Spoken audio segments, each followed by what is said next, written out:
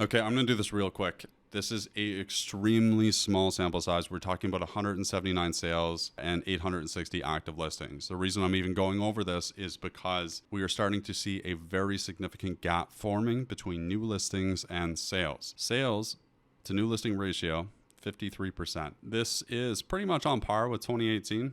And it's down over 20% from the prior year. This market, despite being talked about as being a very hot market from some people, is not.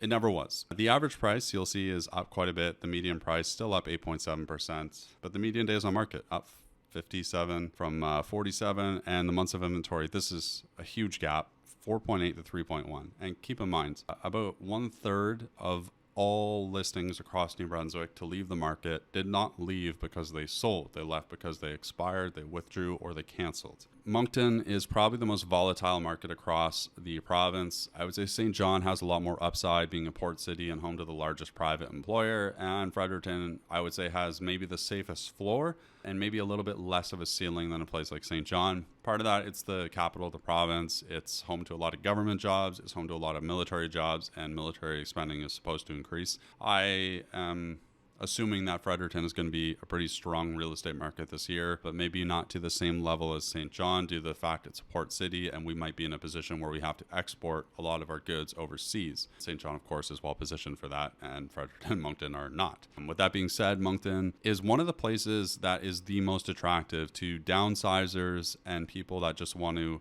work from home. And the return office movement has absolutely had a little bit of effect on the market in Moncton that maybe has not been felt in Fredericton or St. John. There was definitely quite a bit of speculation that went on in this part of the province over the last, I would say, 2 to 3 years, but mostly the last year or two. And it's resulted into some artificially inflated values on certain parts of the market. Now, real estate is local. It comes down to the street and the house. One market might feel like a seller's market and the other market might feel like a buyer's market. It totally depends on what you're buying and on what price point. You're going to feel a lot more firm pricing under 300 than you are above 350, but expect quite a bit of variation depending on what you're selling. If you're selling $1 million house, that might take a long time because there's just not a lot of people that can afford $1 million house in Moncton. We don't have the jobs to support it. The median household income in New Brunswick does not support the median price. And ultimately, the fundamentals are going to come into play at one point or another. Now, let's talk real quick about tariffs. So tariffs at the current moments are not in place, but it's expected that they might be in place in 30 days from now.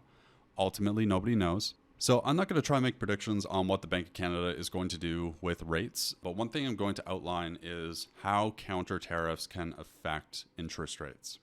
It's pretty simple. If we don't retaliate with our own tariffs, obviously rate cuts, potentially deep emergency rate cuts, are almost a guarantee just because we'll have to stimulate the economy. However, if we implement counter tariffs, it makes it a lot more difficult for the Bank of Canada to do rate cuts. Nobody knows what's going to happen. Nobody has a crystal ball.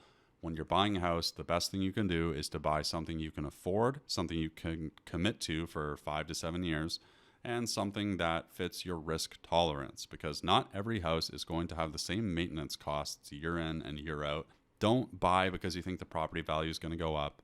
Don't buy because you're planning to sell in 2 years. Do an actual proper rent versus buy analysis and consider the opportunity cost present, because sometimes it might make more sense to not buy and to rent instead. With that being said, be careful out there. This is very limited data early on in January, but keep in mind, this is a widening gap between the sales and the new listings, and it's absolutely something to monitor.